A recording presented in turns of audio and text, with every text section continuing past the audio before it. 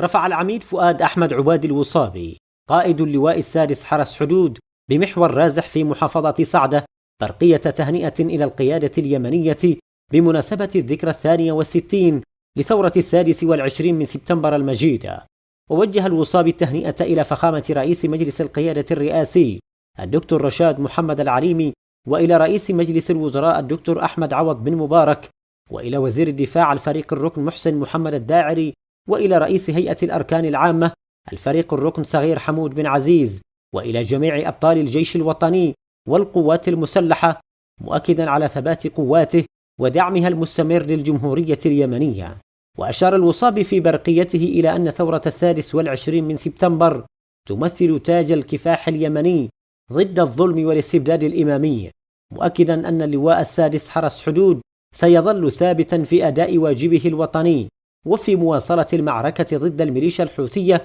المدعومة من إيران. وجدد التزام قواته بالوقوف إلى جانب الشعب اليمني في نضاله لتحقيق النصر واستعادة الدولة.